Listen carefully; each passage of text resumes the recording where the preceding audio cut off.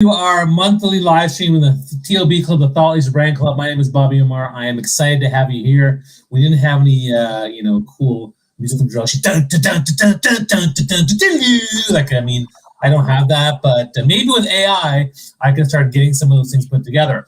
Our topic today is leveraging AI, ChatGPT, and other awesome tools for brand building on LinkedIn. We hope you join us. This is live streaming everywhere: LinkedIn, Facebook, Twitter, or shitter, if you want to call it that, whatever you want to call it. See, Darren, I swore for you. I did that just for you. He's like, Bobby, can I swear? I'm like, yeah, go for it, man. I don't care. Just do what you want. So if you're joining in, comment below. Let us know where you're from. Are you from, North America, South America, Australia, India, Asia, Europe, Africa? Let us know where you're from. And then, of course, you can get into some of the questions with these people we're going to talk about, are we experts or not? I mean, I don't know. We'll figure this out. So we'll have that conversation. But let's start with some introductions. I'll start with you, Darren, and then Joshua. Please introduce yourself to this wonderful audience. Hello, pretend wonderful audience. Lovely to see you all. So my name's Darren Gibb. Very quick, I suppose, about me. I was a high school teacher for 10 years. I live in Spain. I started teaching businesses English here in Spain. Pandemic hit. Oh shit, what am I going to do? So upskilled myself and really learned about digital marketing. Got a background in sales as well. That's what brings me here. So I'm primarily a LinkedIn teacher. I don't like the word coach because I was a teacher, but really this is why I don't feel comfortable. We're talking in the green room about this. I wouldn't say I feel in this. Hey, Najek, nice to see you, brother. I don't feel necessarily comfortable being called an expert because I think there's a lot of bullshit out there. I'm not convinced somebody can be a expert with really a year and a few months experience. We were just saying there with my brother here, Joshua B. Lee, we were saying, well, look, an expert, that's those men and women who are working in LLMs, working in AI for years. They're the experts. We are getting there. We're a good few steps ahead of perhaps the average person because we're absolute fucking nerds, but we're still not experts. So I built a content generation bot because, again, marrying my content, social selling, people find copywriting difficult. I built a bot using AI no-code tools, which I think we'll talk about later on, and built this incredible bot that writes content at scale for you, 3 minutes per post, and it's written like you, sounds like you, and sounds arrogant, but it's beautiful as well. So that is me. Joshua B. Lee, tell us about yourself, my friend. Oh, look, Darren just jumping right in. Bobby's taking over for you, brother. I know, it's good. It's good, man. That's why he's in the middle. Exactly. Well, and I have to just make this one statement too, because Darren, you talked about experts. I go, the reason why we're not experts is because AI is here. Everyone's a freaking expert. They don't know what, I mean, they just go in there like, oh, well, what do I want to be an expert on today? What we are and what I would say we're authorities, right? And I want to be an authority. I don't want to be an expert anymore because the bar has been raised because of AI, right? So I think that's the difference that we have to people come to us because look, they're asking, who we are, what we do, and because we have some background and being able to facilitate that. So, for me, I'm Joshua B. Lee. I was donned the title, the dopamine dealer of LinkedIn many years ago on a podcast. It kind of just stuck based on how I actually work on LinkedIn. I kind of went through and got rid of the B2B and B2C and realized, look, there's only H2H. Every company is run by another human being. Most marketers forget that, especially now with AI. So, my background, when you kind of go through, I mean, I've been doing this for 20 years. I mean, I wish I could say I was an amazing teacher. Darren, I tried that during COVID with my kids. I realized I did not appreciate my teachers enough because I needed my kids to go to a teacher because I was not that one, right? So, but I mean, one of my first clients, y'all, to be able to give a little background, is a company that most people forgot about, MySpace, right? So I actually helped them to design one of the first social media ads they used to be able to monetize their traffic 20 years ago. So I've done it. If there's been any type of monetization and any acronym, CPA, CPM, CPL, I mean, I could go through. I probably monetized it. And honestly, I realized really quickly, if I make money my main goal, it's not going to be the end result, right? That needs to be the byproduct of what we do. And that's where I found LinkedIn. It was a place that most people were in a black hole kind of going through. And it was like, dude, we got to be able to figure out how do we actually humanize the way we're online, just not monetize it. So that's it, y'all. I'm excited. Ask anyway, and I guarantee you to listen in. This is going to be a fiery. I don't have my good accent in there, so I'll stop that after that one conversation. Fiery. I like that. That's good. All right. Well, listen, my name is Bob Umar. I am a motivational speaker by trade. I've done 1,000 keynotes across 4 continents over 20 years, and I'm a 5-time TEDx speaker. And for the last couple of years, I was helping people with personal branding, storytelling, and thought leadership, including digital leadership on LinkedIn and Twitter, places like that. But now my focus is TEDx Talks. I land people at TEDx Talks guaranteed. It's the flagship for building your personal brand, sharing your life story, and building thought leadership of who you are. So that's what I'm doing now. But I am also the founder of the Thought Leadership Brand Club, which is a membership community where people get together and they share knowledge, they get support, they're building their brands or they're building their careers in different ways, whether it's relationships, personal branding, digital presence, storytelling, and mindset or more. And we have weekly calls on Zoom on Thursdays, which actually these guys have both been there to share something. And if you guys want to come by this Thursday, we have a new time, actually, 10 a.m. Kamalika Potter, who is a LinkedIn top voice for multiple years, and she has 60,000 followers on her newsletter for FinTech. She's going to talk about how to be a content creator and have a full-time job in terms of the success she's had. Because she's in India, it's going to be at 10 a.m. versus our normal 4 p.m. So I'll share the link in the chat. When you click on it, it's you'll book it for 4 p.m., but it's actually at 10 a.m. So just use the same Zoom link, and just so you know. So let's get right into this topic. I mean, look, AI and ChatGPT are very hot topics and trends. People want to talk about it. And I can tell you, like, my personal experience has been the expertise thing. I mean, there are experts out there, and there's different levels of expertise, because I think that for me, I dabble, and there's other people who are more aficionados, and there's other people who are doing it for a living. But I think that, for me, the things I'm using it for right now I'm using Cast Magic, which is great because whenever I do a live stream and whenever I do any sort of training session, I use Cast Magic. It summarizes the entire event. It gives me all the timestamps. It gives me the key takeaways. I love it. It's very simple to put in the YouTube link, which I then send to my members. That to me is awesome.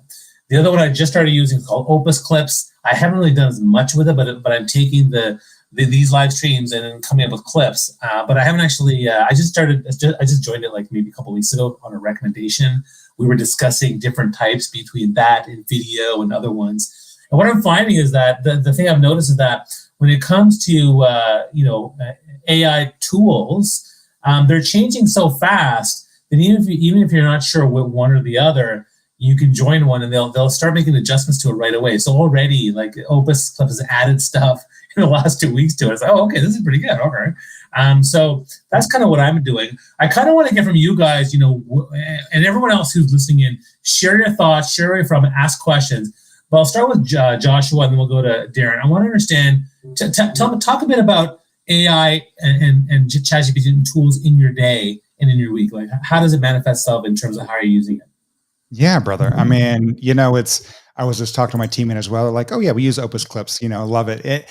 I wish I could say I cut all my content, but a lot of the content that we create, we've got an amazing team being able to help us. And look, our team uses a lot of AI to be able to do this stuff. I mean, I use it personally, from ChatGPT, trying to be able to go through, to really being able to do research on what I'm trying to be able to create, what's going on. I mean, the cool thing, is that Jasper.ai, like, I know we talk about ChatGPT, but Jasper's been around for a lot longer. And I mean, those guys are here in Austin, Texas with me. I mean, my buddies are the ones that started that.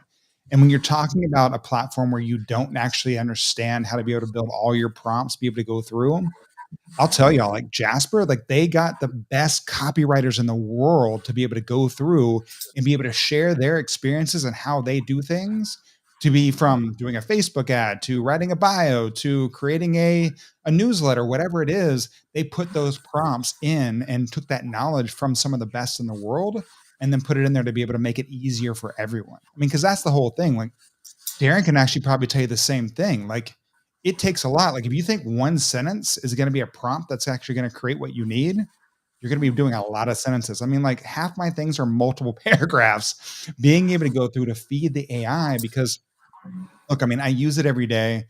My team uses it all the time. Like, dude, Bobby, I'm very blessed. I get to work with a lot of the, like, 1% of the people in the world, to be them on LinkedIn specifically. I mean, men and women, I used to read their books on how to be able to start our own companies years ago. I'm going to tell you what's amazing with AI, how we use it.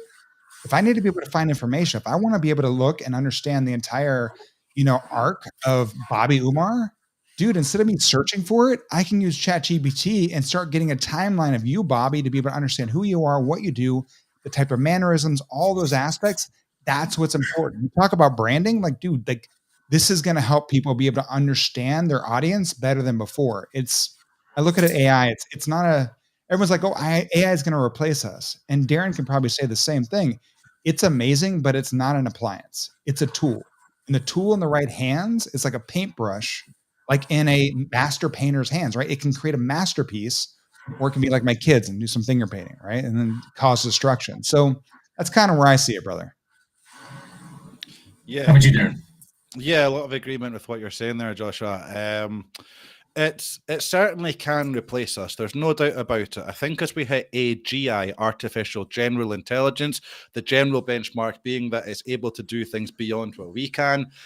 As we get closer to there, yeah, there's going to be a lot of upheaval, a lot of replacements. And this is just something that, unfortunately, we have to learn to adapt to as humans. I mean, I always say, go back 25 years. If you used to type a question into a search engine, you'd get a shite response, let's be honest. Whereas if you knew how to do a Boolean search, for example, you'd get a far more accurate response. And I think it's the same for ChatGPT. People who feel ChatGPT's okay or it's not that mind-blowing, typically they're simply not prompting it the right way and they don't know how to prompt. And I think this is what there's a real lack in, is a lack of prompting education. But if I go back to my analogy about Google 25 years ago, now you can just put a question in, or you can put a question into Gemini, for example, and you're going to get a damn good response. So prompt engineering is something that I'm really on the fence about here, Joshua and Bobby. Yes, it's important, but I'm not sure how important it's going to be in just a few years' time. So that's something that we have to contend with. To Bobby's point, yeah, there's AI updates all the damn time. It's absolutely amazing for us. But to go back to to Joshua's point about his team, Video.ai, Opus Clips, look, they're pretty mind-blowing, yes, but actually the content it delivers tends to be crap. And I'm going to put my neck out here. It's not great content. It's lovely how it formats it, puts it in the right way, adds on captions. But my gripe at the moment is it's not actually capturing those holy shit moments. It's kind of capturing anything. And this is the thing. It's trying to use its machine learning to work out what would be valuable. But out of 70 clips it might throw you, only 3 or 4 might be useful. Now, if I have to go through those 70 clips to find those 3 useful ones, would I be quicker just going through it myself and cutting it up manually? And that's a question I think we must be asking ourselves. Yes, AI is mind-blowing. Yes, we should be using it, but how do we use it? What do we still need that human touch for? How do I use it? I create my content through it. I use Midjourney to create those images with me myself. I use In-Face Swapper to put my stupid little face onto the version of it. I use some good prompting. I'll give it all away. A man in his 30s. Never mind, I'm 40 in a couple of months' time, for Christ's sake. I'm a man in my 30s, ladies and gentlemen. A man in his 30s with long dark hair and a beard. And it tends to throw up some pretty decent things for me. I face swap into. Now, what's got me personally excited in the last few months is Runway ML. You are able to just upload an image from Midjourney or a normal image, and you've got 5 different motion brushes you can use, which means you can animate 5 different sections of that image. Now, for content marketing, when we're in the attention economy, grabbing that attention, stopping that scroll, GIFs tend to do better than static images. This is a customized, personalized version of a GIF. You could even put it into a meme as well. So that's the kind of things that I would say I use it for regularly. Midjourney, Runway ML, Pika Labs now and again, some really nice video stuff in there. ChatGPT, obviously. I use a ChatGPT API within my own AI tools, but these are the things I use. Daily, Zapier. Everyone should be on Zapier. And I think this is the crux of it right here. If you're a solopreneur and you're not able to afford a team like Joshua's got filming them at the moment, the AI tools are phenomenal. For a few $100 a month, you can have what would just 2 years ago you'd have spent a few K every month on people doing for you. So yes, it gets us to that stage. I would always tell my clients, it gets us to that stage where we're able to be having monthly recurring income that we're able to actually employ some people with the help of AI to make it faster. And I think that's the key. So yes, absolutely. All in for AI, of course. I teach it, I live, I breathe it. But again, we need to maintain, how do we remain relevant and important in this? If it is just clicking a button and it creates excellent results, as a lot of stuff is already in AI, what makes us different? And that's where I feel the marketing, the branding, the marketing strategy really does set us apart. Well said, brother. Let me just throw something at you right now, because look, as someone who is dabbling in AI tools, what you just said in the last 10 minutes was awesome, but overwhelms me. Yeah. Right? A lot of people are going to go like this. Yeah. Yeah. Like, whoa, okay. I just took notes. What the heck is that? So maybe, like, let's be honest here. Like, I'm a solopreneur. I mean, I have some VAs help with some admin stuff, but like, I'm a solopreneur. I do a lot of my stuff. I do love saving time. I mean, for me, even if OpenScript gives me like, 40 clips, I can scan pretty quickly. What's the one that, quickly listen to the one. I'm just glad it put it all together for me, which I don't want to do. Download it, post it, and I can quickly come up with my own copy. I also love, and ChatGPT. One of the problems with ChatGPT is everyone thinks of ChatGPT and they're like, but they're using the basic one. And and actually it was you, Taryn, who told me to upgrade. And when you came to the TLB Zoom room that we did, I was like, okay, fine, I'll pay for it, because I'm a cheap ass. And so I did. I was like, whoa, this is way better. I was like, oh my God, it's ridiculous. I was like, okay, this is worth it. I totally get it. But there's other people who are doing things. Well, ChatGPT is not doing a job here, But I use ChatGPT to create newsletters and to cite stats and to gather information in a way that I don't want to do. So I think that's really, really a good thing. But I want to go back to the fact that I'm overwhelmed. So maybe, what would you guys suggest for people who are overwhelmed? We have some questions coming in the feed now. I'll post in a second. But for people who are feeling overwhelmed like I am, what's a good place to start? Do you start with maybe a video content tool, or do you start with a prompting course? Like, what would you suggest? I would personally suggest a very exclusive LinkedIn and AI bootcamp I will be launching. You're the first people to know about this. I will be launching it. I will be teaching you LinkedIn strategy coupled with AI aimed at the solopreneurs and SMB owners. That will be launched in the future. But look, more importantly, I would be finding Matt Wolf. Matt Wolf on YouTube is absolutely fucking brilliant. This guy is nerdy, cute, nice wee guy, but he doesn't go and overload you.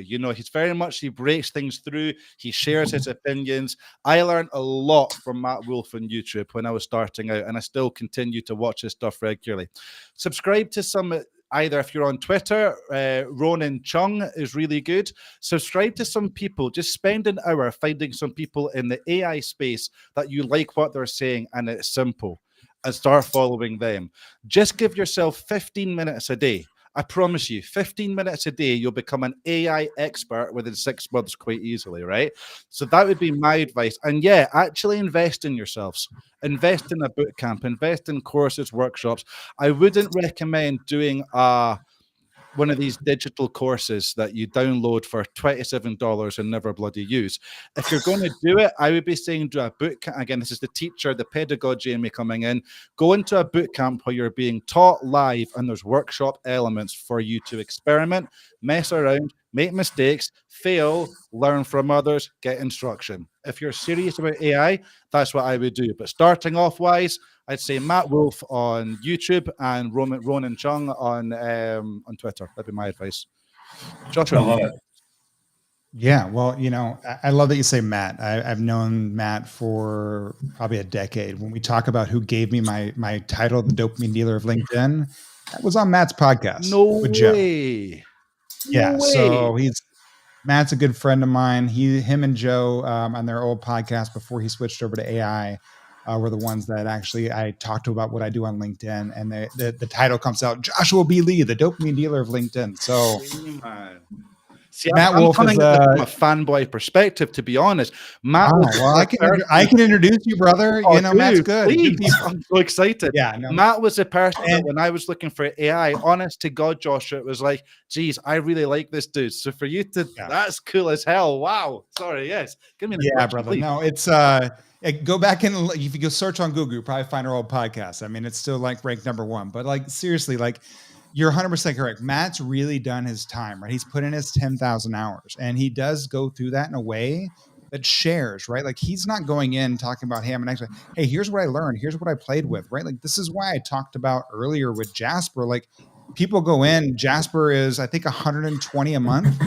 But I mean, I'm going to tell you, like, it gives you the training wheels. It's like when you're bowling, right? Like who uses the bumpers? Well, we're all going for the same thing. Why not everyone use the bumpers in the bowling alley to make sure you hit the pins every single time, right? I mean, like, why not do that? Like, it's like I'm trying to be able to hit the pins. What's the best way to be able to do that? And so, like, that's what Jasper did. They did all that research for us, being able to go through. I mean, like, when I start team members out, that's the first thing I give them. I don't give them access to ChatGPT. I'm like, they might play around with it, but I'm like, okay, what can I actually teach them to be able to learn, to look for, to be able to make these things that are going through? So like, that's kind of what I look at. And I mean, you know, look, there are so many different places, so many different experts out there. I mean, like most times, Darren, I just, go in and ask ChatGPT, hey, how do I learn about you? Can you tell me how I should learn about you? I mean, this is the way we're kind of going into it, but dude, you're right. I mean, like what we're experiencing right now is such a small portion of the true power of AI. I mean, generative AI, we all know that's coming. And I mean, this is the one thing I want people to pay attention to. Yes, I use AI a lot. I really spend a lot of my time seeing how LinkedIn specifically is leveraging AI, because I don't think people are paying attention to what really is going on over there. Like LinkedIn's the most powerful platform currently right now. If you're trying to be able to leverage AI and get access and I want to be in the algorithm, right, guys? Because like we all know, like Microsoft bought LinkedIn many years ago, 24.6 billion. I think their value is almost like 88 billion now. So it's crazy the valuation they've gone to. Microsoft also invested in another small company called OpenAI, right? They own ChatGPT. I've been blessed. I've kind of worked with the team on the beta side of some of the stuff that's coming out and talked to the people in the AI. Like LinkedIn is doing what we all like. Well, I say we all, the guys here that are listening, and a lot of people know that Elon didn't buy X, Twitter, whatever the hell you want to call it, right? To be able to own a social media platform. He bought it to understand and index the human algorithm on there for his next AI. That's really why he bought it. Now, did he do a good job? No, he screwed. He did pretty crazy. He pissed off a lot of people. Most of us used to love it. And now we're like, I don't know, right? Like we've got to hide. But I mean, like what Microsoft and OpenAI are doing with LinkedIn, dude, like guys, I don't know if y'all are playing around like with collaborative articles. Like I was sitting down with LinkedIn. Like I don't think this is like information I'm not supposed to share, but LinkedIn's the basis of where their generative AI search will come from when they launch it in about a year or two, right? LinkedIn will be the base. And what they're using is collaborative articles and gamifying that on LinkedIn to be able to index everyone. I want to be the person that the results, when you search on AI, my name comes up. I want my information. Can I build an AI like Darren? Yeah, I can, but then I'm going to compete against Darren, right? Like I don't want to do that. I don't want to compete against the other million people. I want to be the what's coming out. So like, it's crazy how they're doing it, how they're indexing and what they're doing and where they're actually taking it. I think LinkedIn's going to be the platform that hits it first out of the park, especially for generative AI when they actually launch. Because again, Microsoft, I mean, I'm not going to bet against them. And so we all saw too. I mean, like who saw recently, right? The founder of OpenAI lost and all of a sudden he had a job at Microsoft. Dude, you're kidding yourself if you don't think that Microsoft owns OpenAI. Mm-hmm. I mean, Darren, we can go in any way, man. What do y'all think? Well, first off, thanks for all these updates. So many people commenting and sharing questions, which is great. I want to address one thing which came up, and this is of course your lovely partner, My Rachel. wife. Yeah, your wife. I mean, I wish my wife would watch my stuff. She's like, I don't want to watch all that. No leadership way, TV. Rachel's your wife. I never knew that. I'm connected. Jeez, this is a small world. Yeah. Matt Wolf, Rachel Rachel Beasley. B. Lee, Well, and Joshua B. Lee. they're adorable. Get a room, guys. It's adorable. But anyway, where are the women? It's a great question. I mean, I'm a big, huge proponent of diversity, and I didn't. But you mentioned Matt Wolf. You mentioned a couple of people's names. I mean, I would love to know some of the amazing women who are leading the way in the AI ChatGPT world. Can you guys help me with that? Because I'd love to learn more about that. I know there are a lot of women. I talked to a lot of amazing women that are in there as I'm trying to go through. Darren, come on. I'll let you go first, buddy. There are a few on YouTube, but names will evade me right now that are good. Look, I think we need to actually be honest here. Rachel's absolutely fucking right, but when we look at STEM subjects, what is it, about 20% are women? God knows how many are white male. I mean, there's not a lot of diversity. This is why, especially with ChatGPT 3.5, we saw it at times just give incredibly misogynistic answers. Midjourney 4, even Midjourney 5. If you prompted for a man with long hair, he'll always be white. It's only now we're actually beginning to see different ethnicities incorporated within it. So the AI has been trained, obviously, 3.5 especially, being trained on the cesspit that is the internet. That's why we did see such racist, homophobic, XYZ, ABC and things coming out of it. There definitely is a problem with diversity in Silicon Valley. I don't think that's a secret. I think it's quite well known. I think it's really important that, absolutely, to Rachel's point, that we have more diversity, we have more female engineers actually helping to drive this forward. But for some reason, yes, the AI space unfortunately does seem to be quite male dominated, and I hate to say it, I think there probably is quite a bit of misogyny within there as well, and these are things that I think we should be actively looking to fight against. And I think that actively be making sure that we're promoting, that we are actually bringing into the equation. On LinkedIn, I can give you a lot. Audrey Chia, absolutely brilliant. Think she's awesome at what she does. Celeste Yamesti, absolutely brilliant, from Mexico. She is superb. There are Svetlana as well. It's a Swedish name. I forget her surname there. 3 off the top of my head that on LinkedIn we're seeing. I see a lot more diversity within AI on LinkedIn, and I certainly do on YouTube and other things as well. So yeah, that would kind of, to Rachel's question, that would get my question there. Yeah. Well, Darren, I mean, that's the whole piece, right? Like, we need to understand, like right now, I mean, like you said, like eventually, yes, I think it might get there. But, like as human beings, we make decisions based on some degree of love or hate. We do not make decisions being indifferent. Most of the content that you see that puts out there from AI currently, based on prompting and things like that, is very indifferent content. There's no emotional tie or no emotional triggers. And so let's be honest, like, women have a better emotional tie most times than us as men. And so we need to be able to have a lot more women being able to come in and be able to share and really being able to add that value of diversity and education that a lot of times as men we miss. And if we continue to be able to see it, I mean, you look at LinkedIn, like I love not only being able to work with amazing, powerful women, but also being able to, see how much they shine when they shine on LinkedIn, right? Like, but we know that 80% of what we see on there is guys. And we need, I got two young daughters. My daughter's 11. My youngest daughter is 5 months old. Bobby asked me about it this morning. Like, I'm kind of getting sleep and things like that. But like, we need amazing, powerful women standing up and showing up. And the 3 of us, need to be those ambassadors to be able to work with them, right? To be both sides of that coin, to be able to continue to be able to change this space for the better. And I think that's important for us, and you've done this, is to address this issue and tackle it head on. I mean, one of the big things about diversity that I'm big on is, if we're not able to get the representation we want, we have to be allies. And so, men, white men have to stand up for non-white people, and men have to stand up for women, and we have to get more people that diverse voices. And this segues nicely into the next, because we do this thing every month.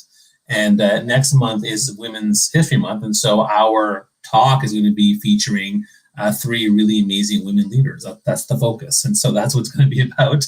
I'll be there just facilitating, but I'm going to get the women to share their stories. But yeah, I think when I was reaching out initially, I was just thinking of the people that had already come into our rooms and Zooms and done stuff. So it was an easy thing for me to do. But I think being allies and advocating for this and talking about it. And, I see Corey here has shared a whole bunch of names, which is great. So we do appreciate that.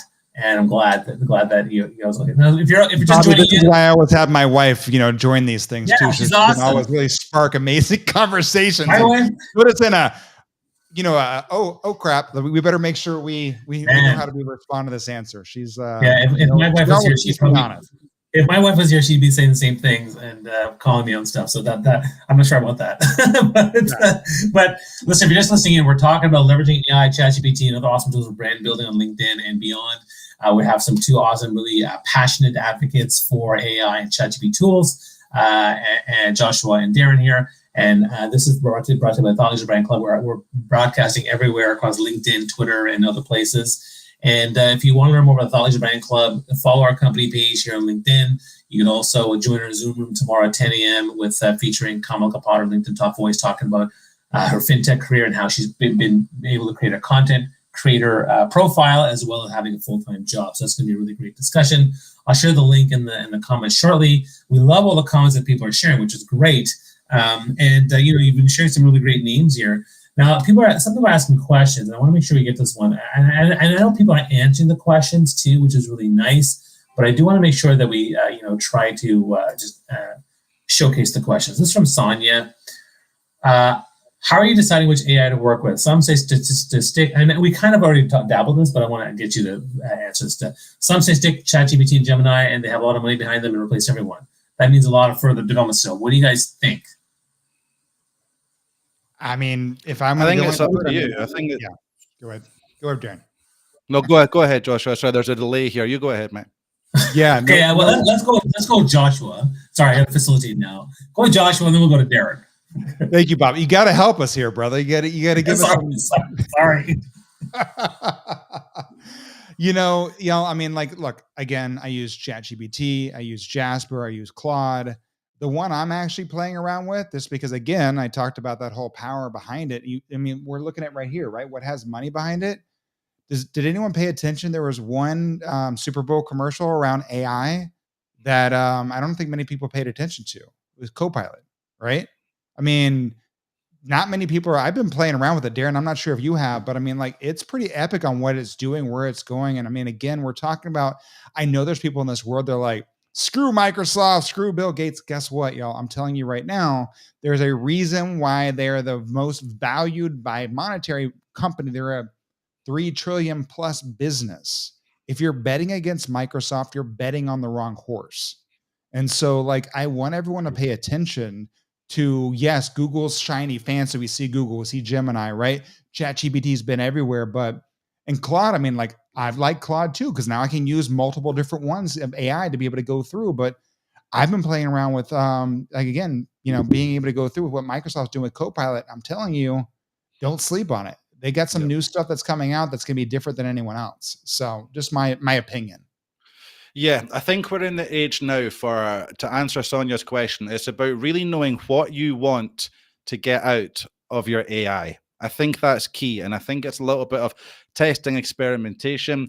As a general rule of thumb, ChatGPT 4 is very good at coding, for example.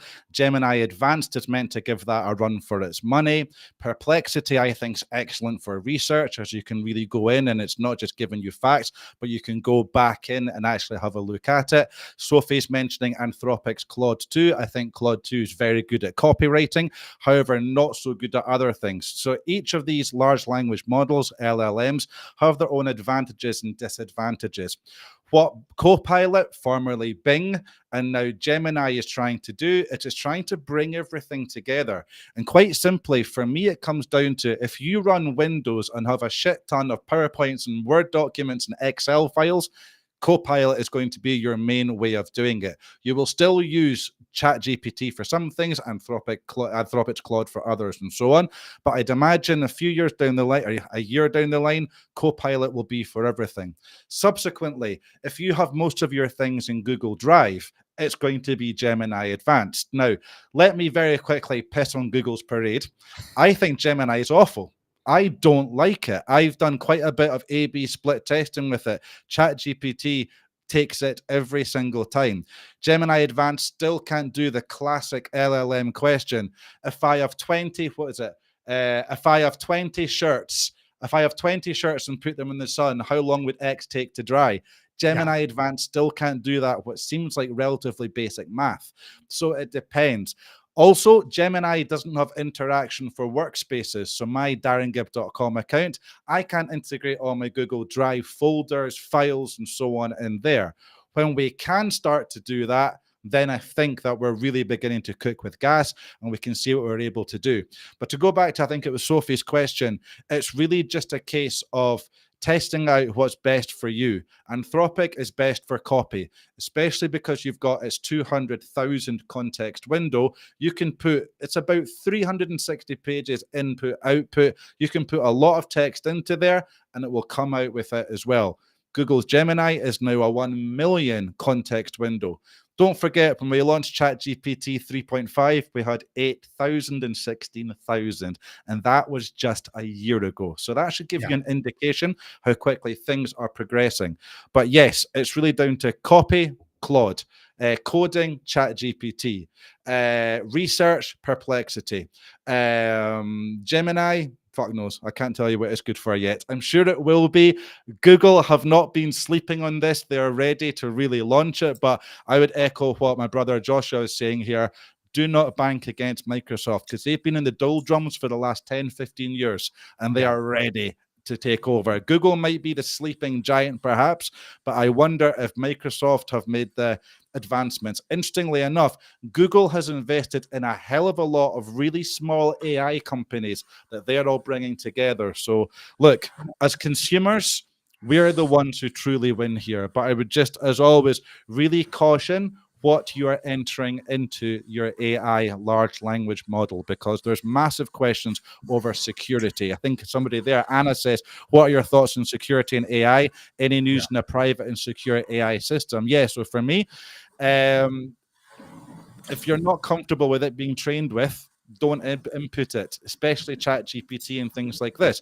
We now know that ChatGPT for ChatGPT 5 is going to scrape the entire web. If you've got a website, you actually need to insert a file called robots.txt into your domain to make sure that it's unscrapable. There's all these sorts of information.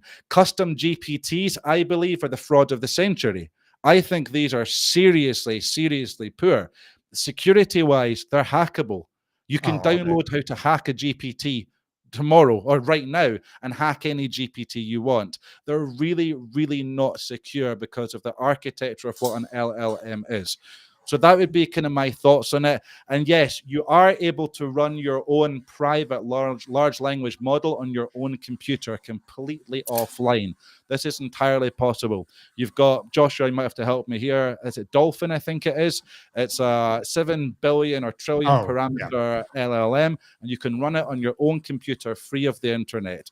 You can have a large language model essentially controlling your whole computer and install it offline.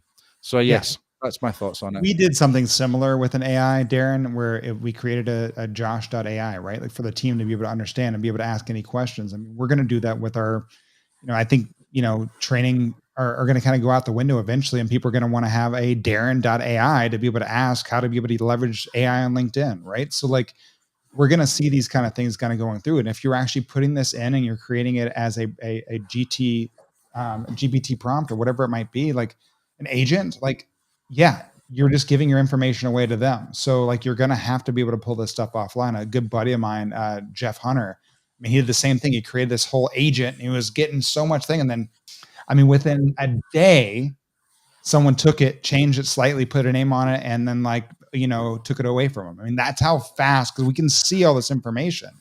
That's Yeah. it. So like, it's like you Yeah. spend all this time building this agent. Well, that's what they want you to be able to do. I mean, these are the things. Now, once we actually get to generative search, I mean, Darren, I'd love to know your understanding on this, because, like, for me, this is why I spend so much time really seeding the algorithm with collaborative articles on LinkedIn, because I want to show up in generative search.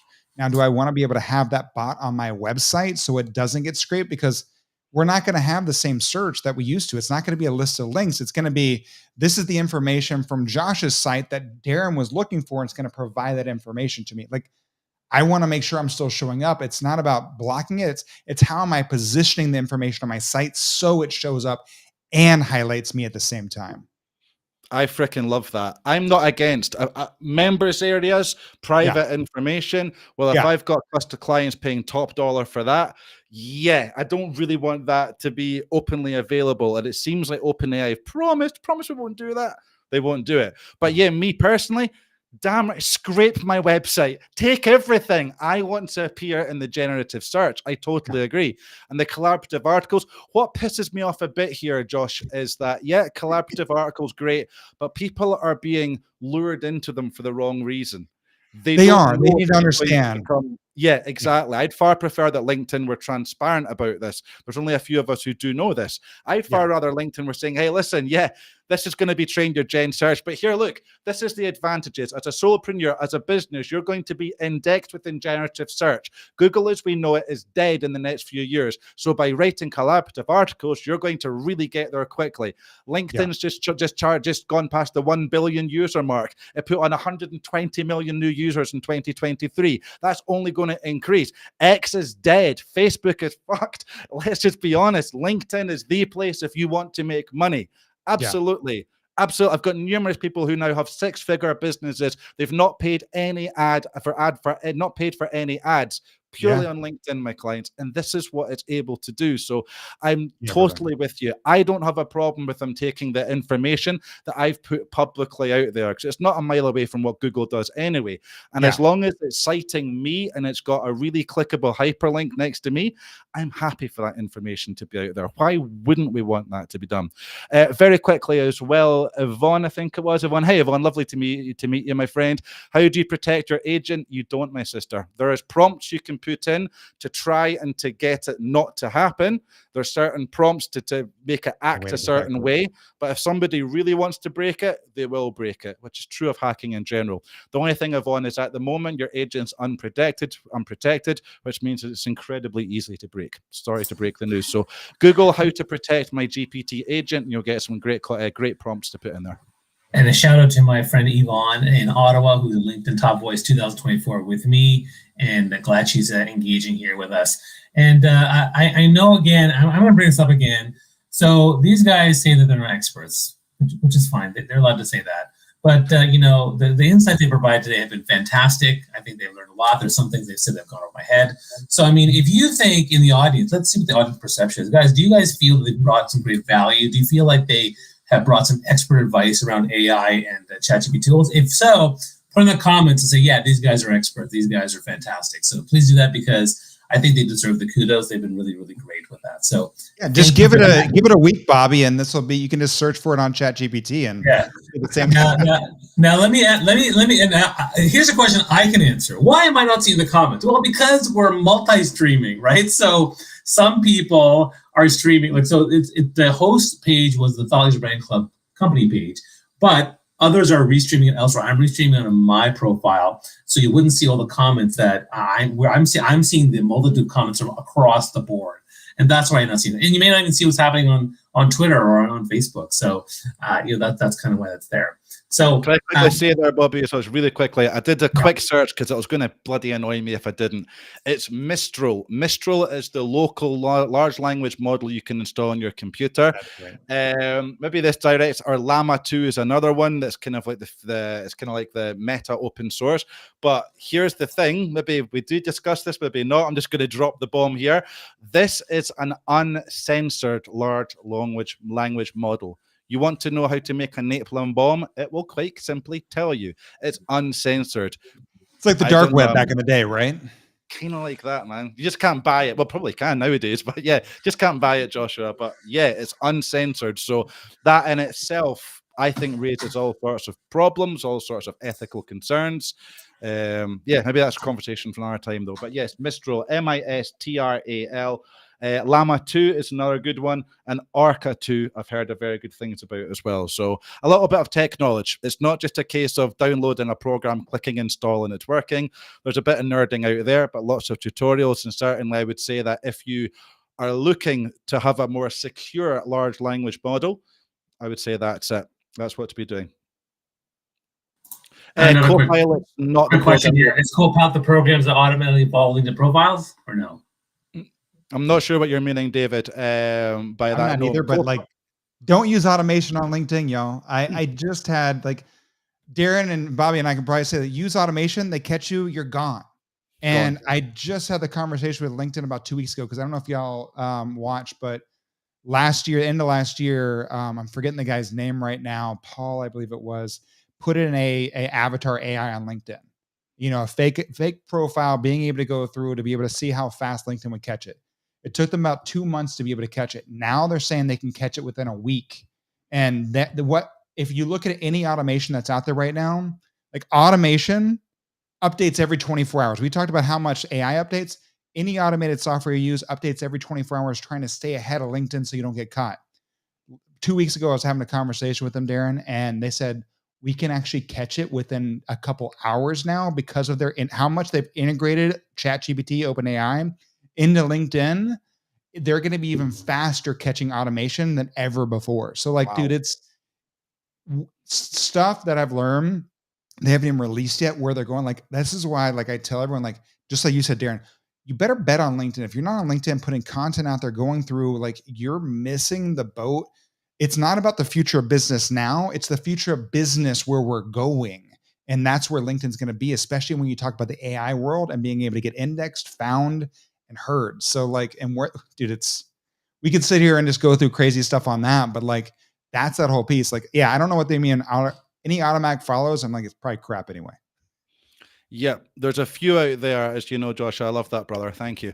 There's quite a lot of automation tools out there, some of which claim they do it in the cloud so it can't be detected. But from what you've just said there, Josh, they're faster. It's not real. We're talking 2 hours detection. LinkedIn hates it far more than Twitter, where you can just stick a bot on, nobody gives a damn. LinkedIn truly hates it. They have fought for genuine relationships and connections to be made throughout. And yeah, I mean, let's be honest, if you're DMing the same bloody DM message, hey Joshua, noticed that you were into AI, would be great to connect. One message, boom. Hey Joshua, what are your problems? I can help them. Boom. Here's a calendar call. This shit doesn't work anymore. It's not 2018. This isn't bro marketing where we can just launch out a million different messages, cold messages, and hope one of them lands.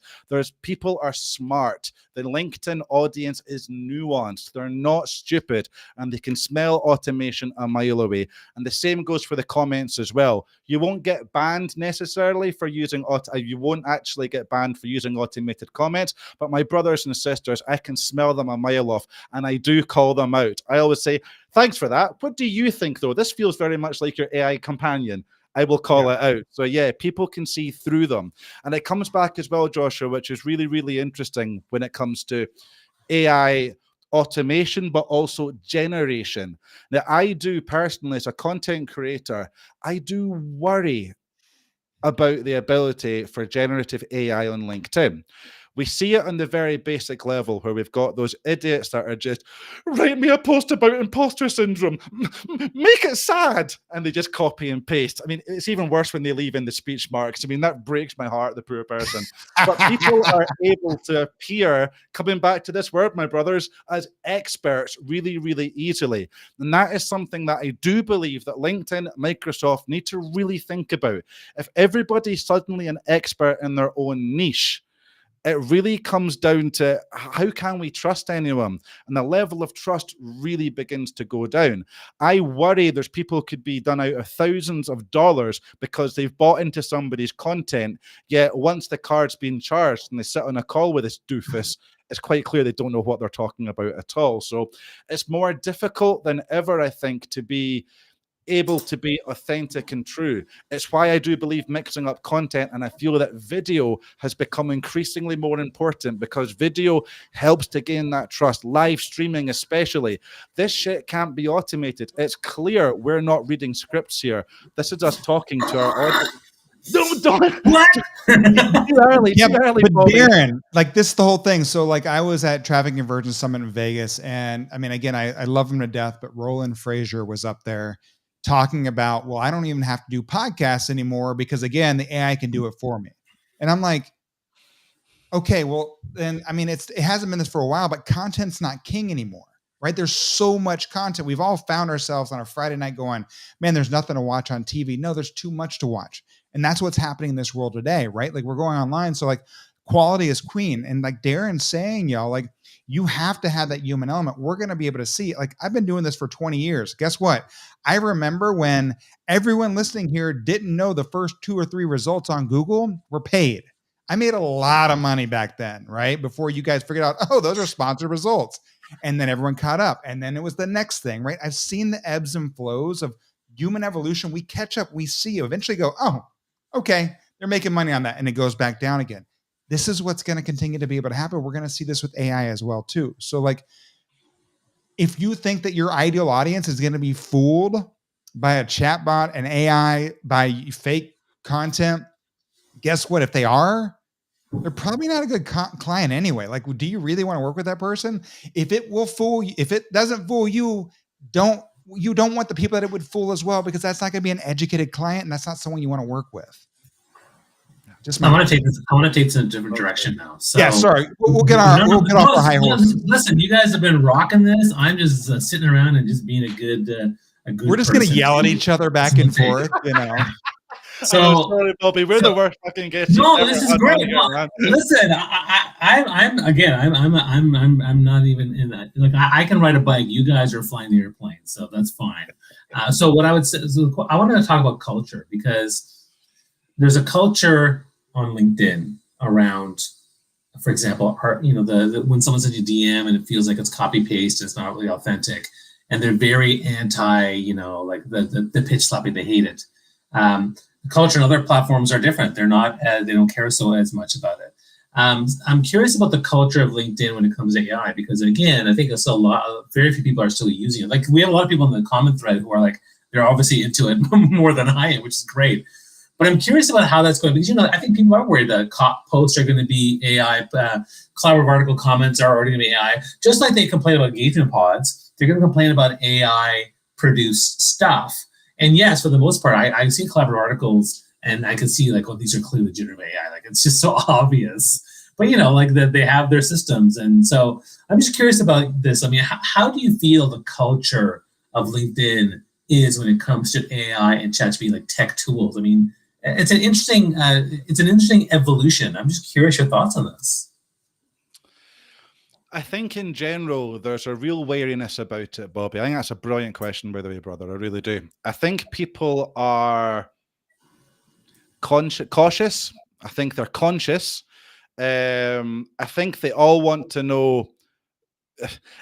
I almost get the impression, Bob, that it's like people will rail against it and yet use it themselves. So I think there's a little bit of hypocrisy when we talk about AI. I think that there's a lot of amazement and wonder, and yet at the same time, I think there's actually people just not putting in the hard yards to get good at it and actually learn how to prompt, for example, or actually learn how to use ChatGPT, or actually learn how to use DALL-E 3 or Midjourney to create decent images. I see a lot of shit being posted, and it's bad copy from ChatGPT, skyrocket your results, rocket emoji, that sort of nonsense, right? You know what I'm saying there, Josh. And the same for the DALL-E 3 images, just not very good quality, not very imaginative. So I think that people recognize it, but I think increasingly more so, as I said earlier, I feel LinkedIn is a very, and no offense to those of you watching on X or on Facebook, you bloody idiots, you must. Even though I shared it over there, yeah. But I think that LinkedIn especially is a nuanced audience. And I think that there is that, as I think it was Joshua said, I think that there is this they're happy for starters. They notice yourself, sorry, Bobby, about being pitch slapped in the culture of it. So the culture of LinkedIn, because it is more nuanced, I honestly believe that there's less tolerance for it. I also think, again, I've got a content generation bot I've built, which writes just like you do. Now, I was very, very cognizant with this. I was thinking, well, hold on, could I be part of the problem rather than the solution? Empowering idiots to generate great content as if they know something when they don't. So I very much engineered my content generation bot where you've got 3 or 4 questions to answer, and then it generates the content. Why? Because people don't like copywriting, don't know how to structure it properly, don't know how to format it. It takes all those difficulties away, but focuses on their genius. And again, people can post that. I think people are okay with it. So yeah, I do feel that there's a tolerance for it, but again, I do feel that there'll be AI fatigue, and there will come a point where every post looks exactly the same.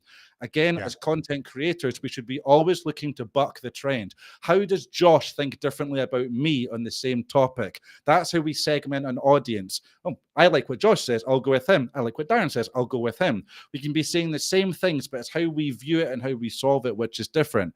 And I think that's really, really important. Oh. Yeah.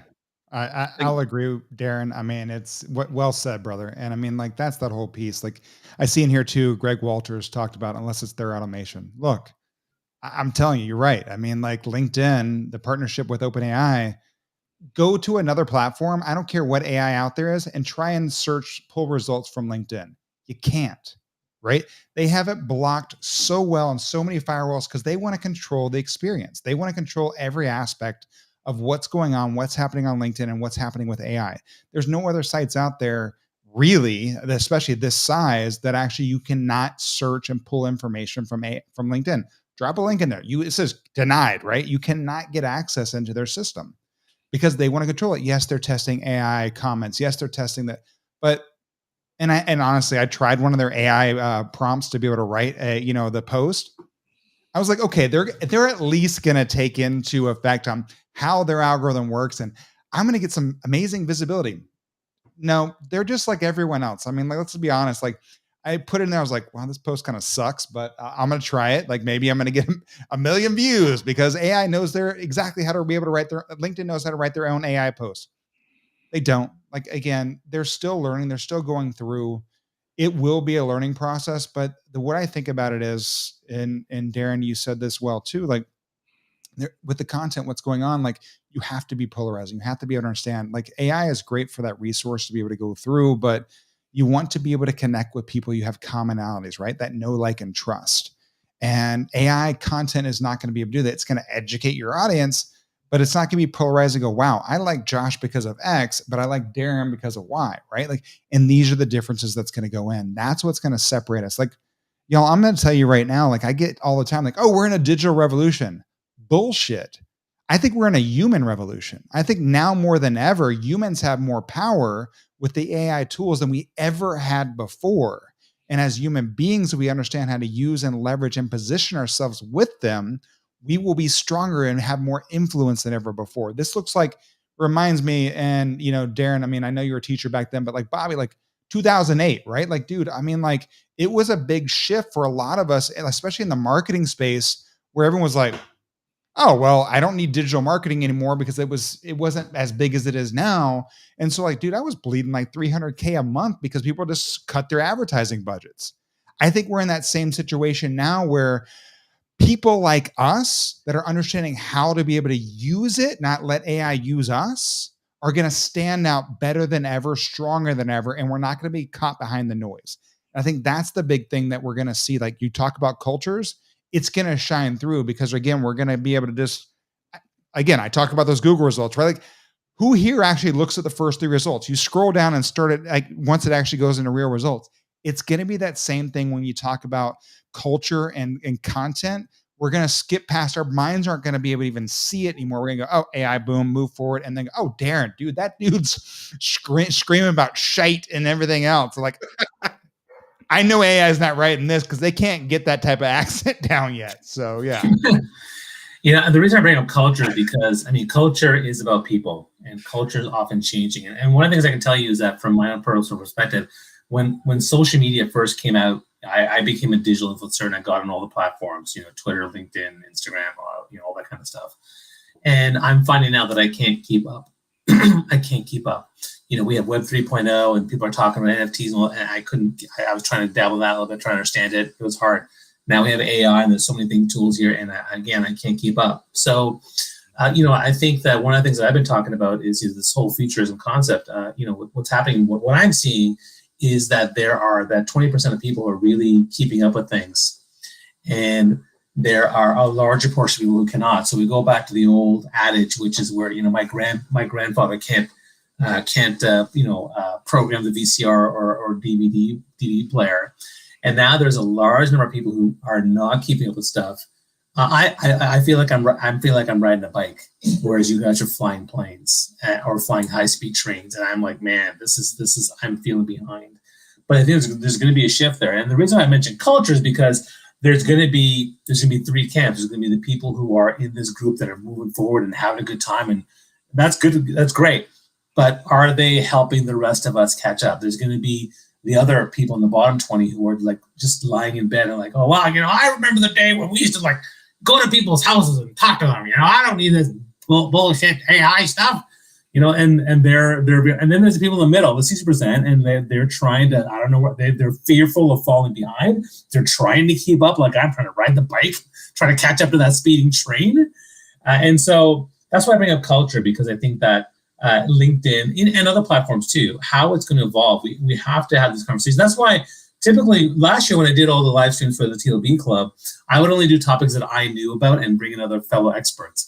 This time I'm like, okay, I don't know much about this. Let me bring these guys who are totally into it. And I think the conversation has been really, really great. So, I want to make sure we're at the hour, and I'm not sure how long you guys can stick around. You may have to go. But I do want to give you guys a chance to, again, make sure you follow these guys. I'd love for you to maybe, they took their time, guys. People who are commenting, they've taken the time to be here. Maybe you can pitch your business or services. Start with you, Josh. How can people follow you? How can they connect with you? How can they work with you? I mean, dude, I never want to pitch anyone. I don't want to ever sell anyone. Like I want to, if I, I want to pitch you. I want to pitch you. I know. Right? I mean, like for me, it's like if I can educate, inspire, and draw people and they choose they want to work with, like that's more powerful. Like if I got to sell someone, like that's exhausting for both people. But I mean, like, dude, just like all of us here, like it's how do we actually, be able to help and educate people, audiences. For me, I'm blessed. I get to work with amazing human beings to be able to help them build advocates first and allow that byproduct become clients. I mean, that's what we do on LinkedIn, right? We actually help build advocates. Advocates are so much more powerful. And like, if you want to be able to connect with me, like, I want to know, like, if you're in tune in because of Bobby, like the best way for any of us to know about the other person is to hear about them through someone else's eyes and ears, right? So like, connect with me and send me a message like, dude, I follow, Bobby all the time because of X, Y, and Z. Like, right. Like that. Or I love Darren because like, dude, that builds a better relationship for these guys with me and them. So like, that's it. Like LinkedIn's amazing. Be able to go through them. I'm not going to sing it to one of my courses. I'm not going to sing it to a free download. Like just follow it. I mean, follow me, follow Bobby. Hell, if you want to learn about AI, I'm going to say you right now. Like I know a lot, dude. Darren just blew the top off of everything. I mean, like his depth of knowledge is phenomenal. So I'm on the AI side of how do we have humans who we use it. Darren, you're on another level, brother, and I appreciate it. Wow. Jeez, I'm a little bit, the first time I've been lost for words in a while, Josh. Thank you, my brother. I can appreciate that. Much like for me, much like what Joshua just said. Well, first of all, Bobby, you talked about you're riding the bike. You feel like we're flying ahead. We all feel further behind than we actually are. But I think for anybody listening, just make sure you're not sitting on your ass on the ground, picking your nose and saying this will pass. This is just a fad. This shit isn't a fad. Crypto, NFTs, I can see that. But AI is not a fad. Imagine AI stopped tomorrow. All research, all development stopped tomorrow. We'd all still be using ChatGPT, Midjourney, Perplexity, Gemini, everything else, right? This is not going away. So I think it's imperative that as those of us who are solopreneurs, SMB owners, you don't have to become experts. Let people like myself and Joshua do all the nerding out and all the testing. People like Matt Wolf, the amazing Matt Wolf, follow him. Pick what you like, what resonates with you and could be relevant to your life, to your business, whether it be personal or professional, and play around with it and test it. Follow some AI influencers. I mentioned some great ones earlier on. And yeah, follow me. I do LinkedIn and I do AI stuff. If you like what I've got to say and you don't mind swear words, then give me a follow. That's absolutely fine. As I mentioned, I've got my content generation bot. But yeah, best ways to do that or my newsletter, darrengibb.com. But that's it. I've just really, I don't mind being humble at all. And Bobby, it's always a bloody pleasure to be with you, my brother. I thank you for inviting me on here. And I just love what you've brought to this are just human questions that I think us AI nerds can sometimes forget about. Joshua, it's been an absolute pleasure getting to spend time with you. I love your thinking. I love the way you view things. And I love you connecting that human side to it as well. So really, I'm just, wouldn't be a wee bit imposter syndrome almost, I'd even say. You know, I feel very honored to be in between you two handsome bastards, so I do. And also the audience as well. Thank you so much. My God, we've had over 100 comments in here. Thank you so much. The questions, the ideas, the opinions. We may not have got through them all, but I know I've noticed Joshua obviously reading them. I know Bobby's been reading them, so thank you. If you've spent a minute, 60 minutes, or just a second here with us, it still blows my mind. People tune in to watch us chatting about what we love. So thank you, everyone, really. And just some final housekeeping things, guys. I mean, thank you all for being here. Follow the Thoughts Brand Club. We have a Zoom call on Thursday, tomorrow, 10 a.m. with Kamal Kapotter. You can join that. There's links in the different feeds. You can TM me if you want to be part of it. We love to have training. We do every Thursday. We bring in these guest expert speakers to train us for 10, 20 minutes, share some knowledge. And actually, Joshua and Darren have both actually done stuff for us last year. And if you become a TLB member, you can get access to all the masterclass we've had with these guys and everybody else, including like John Asperian and Judy Fox and lots of other amazing people, Brenda Meller. So make sure you check that out. We'd love to have people join us as members. And also the other thing that's happening tomorrow is I did an audio room yesterday. I was talking about my top 10 insights from Richard Vanderboom's latest algorithm research insights report.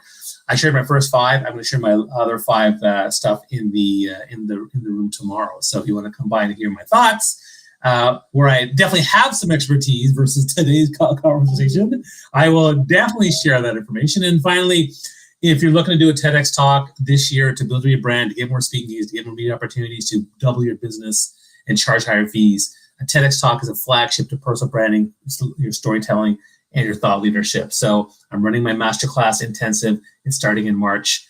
Ping me, DM me, and I can talk to you about what it entails and what it's all about and what you're going to get out of the 6-month program, where I guarantee you land a TEDx talk this year in writing. So that's something to think about.